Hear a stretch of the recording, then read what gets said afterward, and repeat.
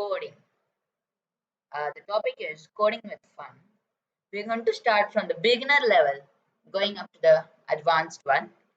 So, this is going to be a series of episodes which I'm going to post frequently. So, let's start.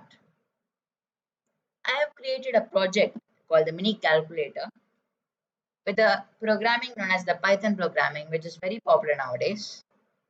And the platform which I used can be used to perform various other codes also. Before we get into the action, I just want to tell something that I have posted the link in the description of this mini calculator. You can go and try it out and post your doubts in the comments, and I'll try my best to answer them. So now let's go and get into the code. Yes, this is the mini calculator. I'm going to start explaining the code first, but before that, I know you're eager to try it out, so let's run it and know how it works. I'm running it. It says, hi, welcome to the calculator. You can perform 4 operations in this calculator. And the 4 operations are addition, subtraction, multiplication, and division. So now, as the real calculator also does in this step, like it asks a number first, then it asks the operation, then it asks the second number to get the output of that particular calculation. So in the same way, I have also done like that. It says, please tell me a number. My number is 2000. And the second number, but before the second number, yes, last the operation. And there's a twist in the operation. We do not have to write the operation or the symbol of the operation, but we have to write the number. The numbers are 1 for addition, 2 for subtraction, 3 for multiplication, and 4 for division, as you can see on your screens. And I want multiplication in this. So I'll press 3. And next, it will ask this next number. So I want to multiply 2000 multiplied by 3 to get the product. It is runtime disconnected. So just one more time I'm doing it. Sometimes it takes a little bit of time. So first I will recommend this Collapse, but going on, I'll recommend some other platforms also. There's one more platform also called REPL, which you can also try.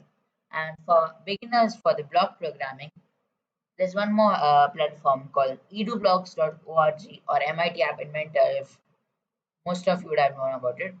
So until it's coming, I'm going to explaining the code first. It says print hi, welcome to Mills calculator.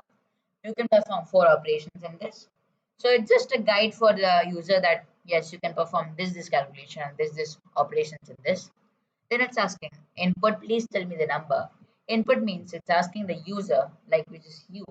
If you're using my code, then it'll ask you what is the number that you want to use in this.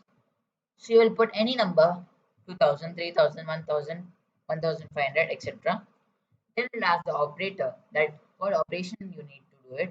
It'll ask 1 for addition, 2 for subtraction, 3 for multiplication, and 4 for division. Then it will ask the number 2, which you want to add, subtract, multiply, or divide, which you had chosen before in the operator. So number 2 also you can put anything like 2000 plus 1500, etc. And you would have noticed this int here, int, which I have not yet explained till now. So now it's the time for explaining this particular thing. Int is an integer. Integer means, of course, 0, 1, 2, 3, 4, 5, 6, 7, 8, 9, 10, etc. etc. So in normal instance also, we cannot add a letter with a number, like not a plus 1, a plus 2. That does not make, like that does not make a calculation, does not make operation. To make it this letter or string, we can call it, other name for letter is string in this code, like in the Python programming. We can change it to integer, both of the numbers to integers, so that we can get the correct option, correct operation. Then it will give an error. Like if I do not put int here, I will show it to you. If I do not put int here, it will get an error. I'll show it. But before that, let me completely explain this whole code. Then we'll try out different circumstances that it will work or not. So it says if operator is equal to 1 means if you see this both is equal to, so I've used it in 4 places. It says that if operator is 1, then you have to add. It's giving instructions to the computer. Like if I do not put this if statement, then the computer will not know that it has to add while 1 or subtract while writing 1 or divide or multiply. So I am putting int if operator is equal to 1, then it will add, and if operator is equal to 2, then it will subtract, and if operator is 3, then it will multiply, and if operator is 4, then it will divide. So now the runtime has come, and I know you are eager to try it out. So let's start. It says please tell me a number. I want 2000, and then it says press the operation number. I want to put 3. Then it says, then it say give the other number. Yeah, I need to put 4. The answer will be 8000. It's printing a sentence. Yes. Yeah, here is the answer 8000. Thank you for using the calculator. So let me just give the summary of this again. We learned many concepts in today's video. One was the print statement, the other was the int, which is integer, the input, and the if statement, the elif statement, the else statement.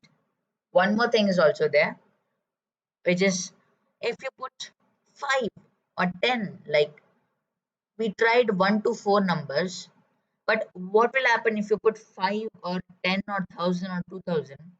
It will print a statement which is getting highlighted on the screens. Just your answer is invalid, should be in the range of 1 to 4.